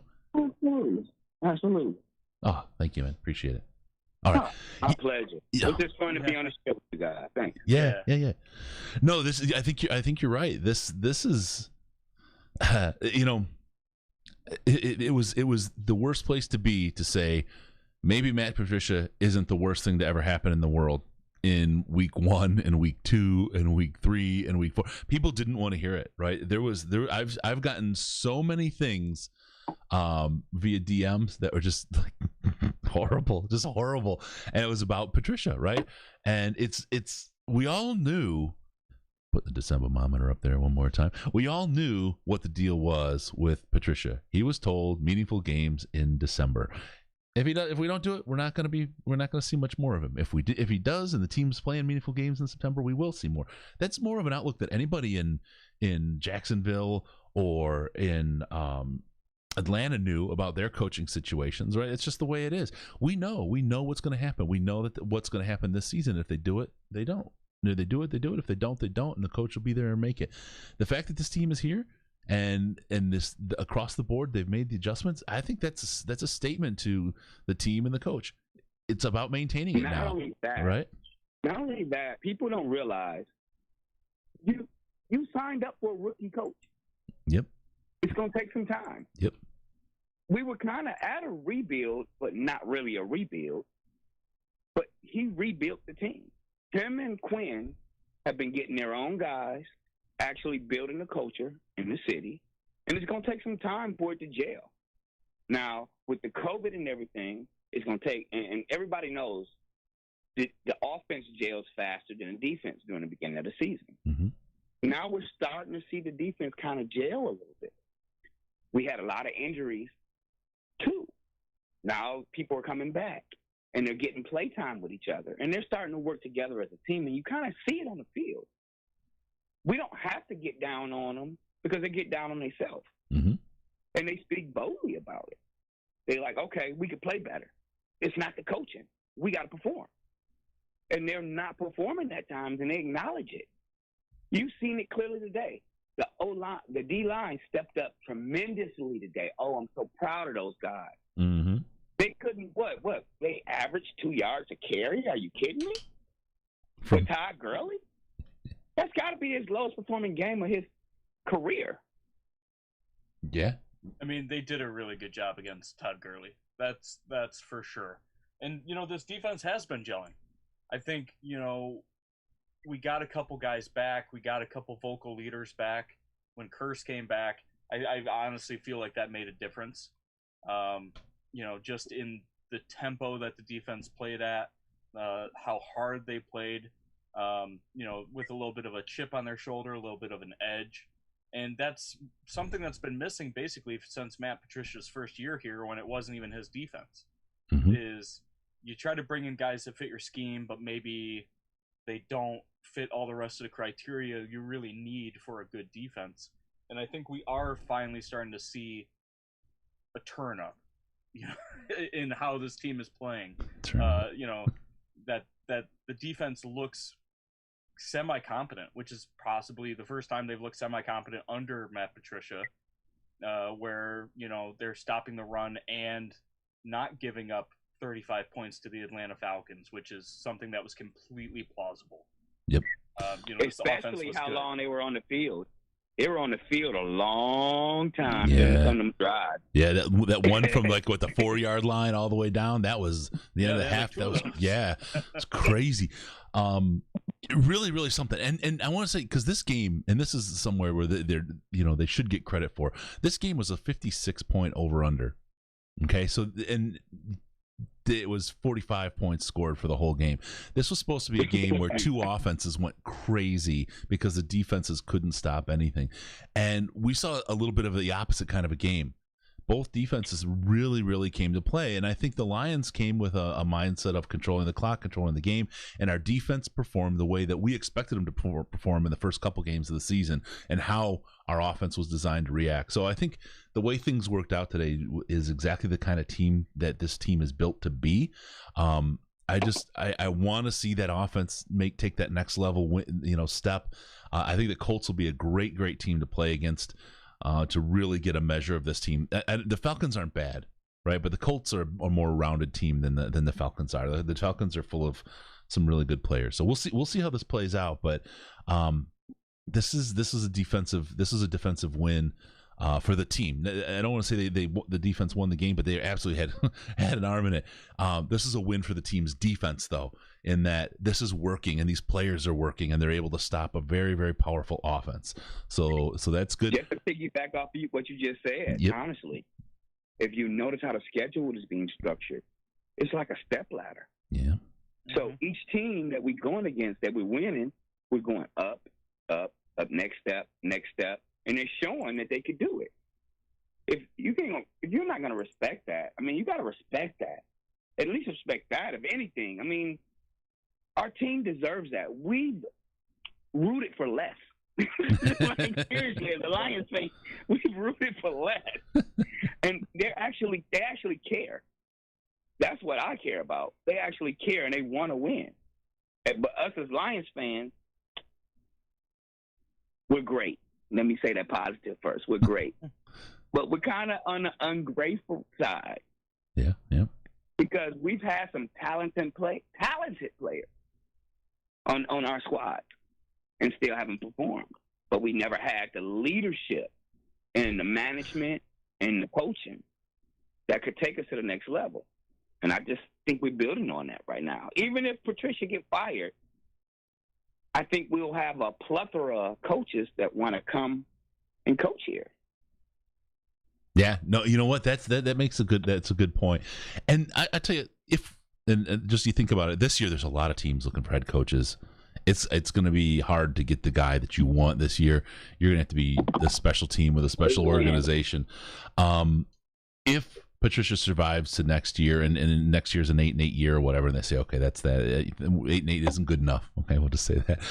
If that's the move that they make, you're absolutely right. A coach will come here and say they will give me a fair shot, and they will trust me when I say I can turn this around. They will give me the time to do it. I think that's good from an organizational perspective on a go forward, and we'll see how this goes. I mean, it came up in the chat recently here. This team could go 6-3. We could be at 6-3 facing the Panthers, and that's the Panthers are beatable. I mean, can you imagine being 7-3 going into the Texans on Thanksgiving? How insane that would be. It's a tough part of the season there. We face the Bucks, the Bears away, the Packers, Tennessee, right? There's a couple of real tough teams there, but yeah, you beat one of them, you beat two of them, you absolutely climb that ladder, and you have a certain level of confidence in a team that's ready to play in the playoffs. It's big time. It's big stuff, man. Hey guys, have a good show. All right. All right. Thanks for calling, man. I appreciate it. Thanks for listening. Hey, my pleasure. All right, we'll see you, man. All right. Oh boy, this was the win that we needed. This is the win really that we needed. That 2-game streak for Matt Patricia. First one. Whew.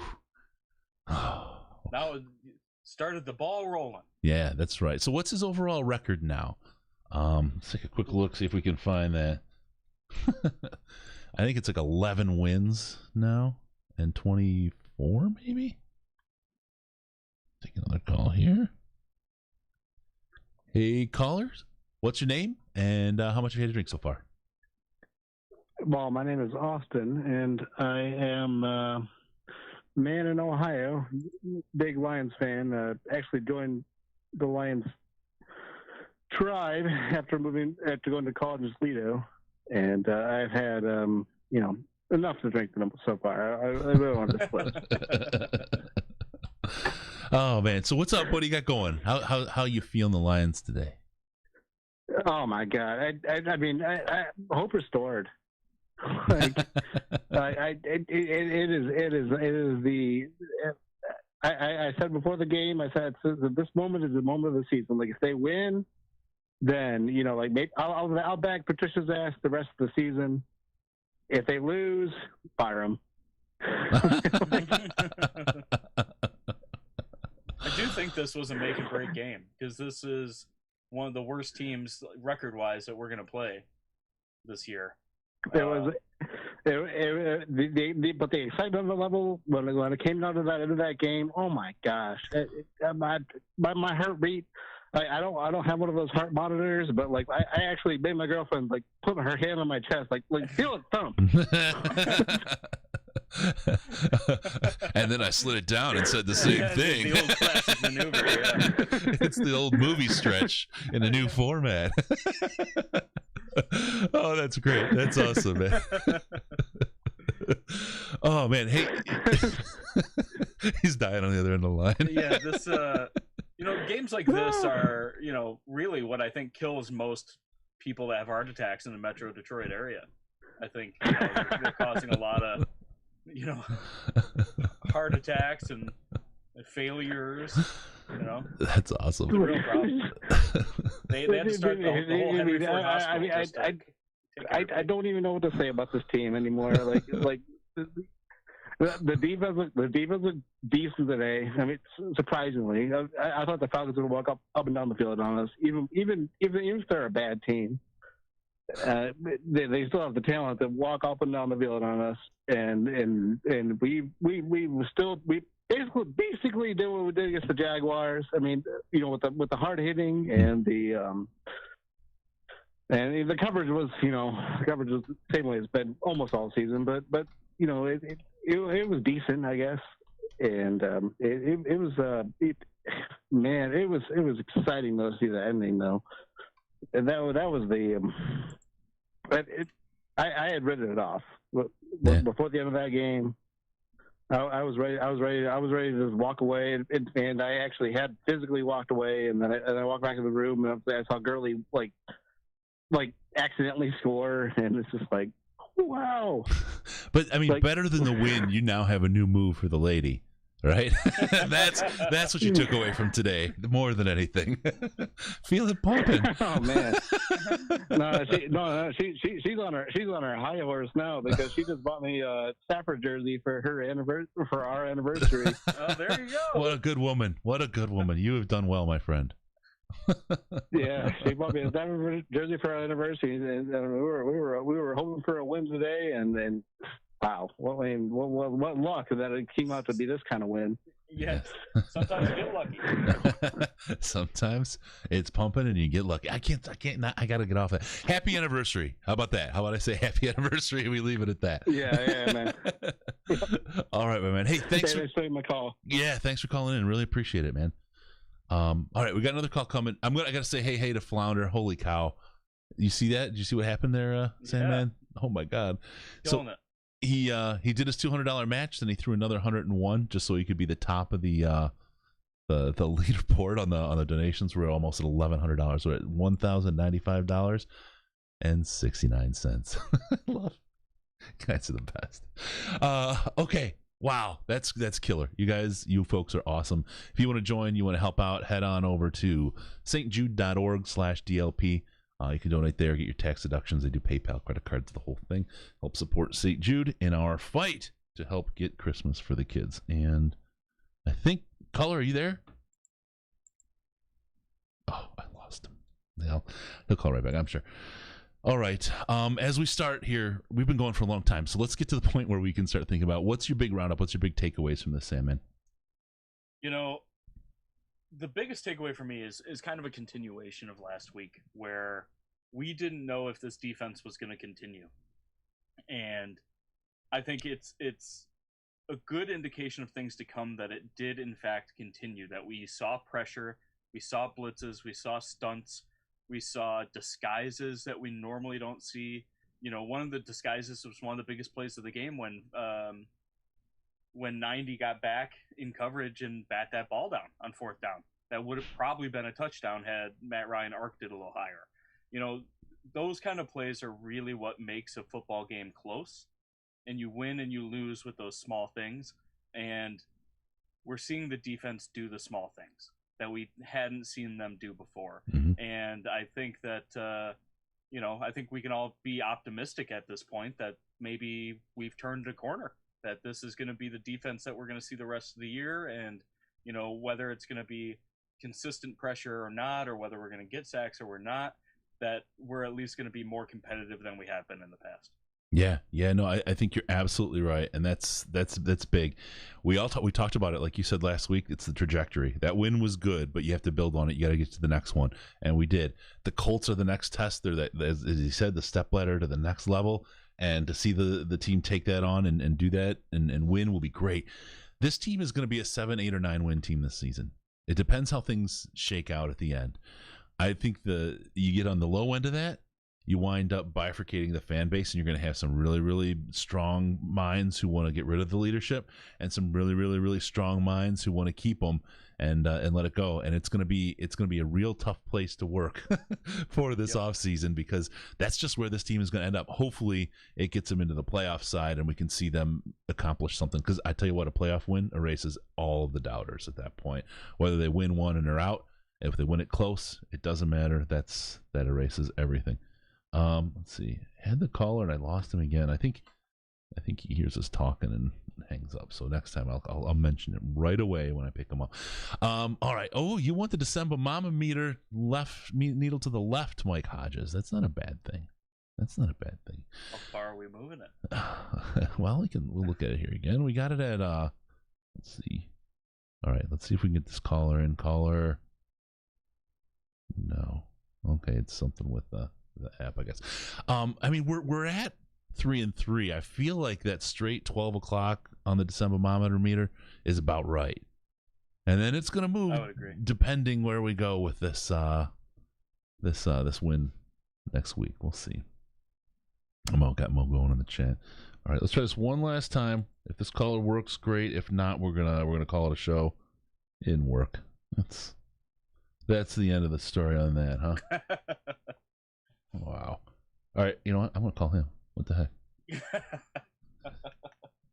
Remember last time we tried to call people, we just got a bunch of answering machines. Yeah, that's true.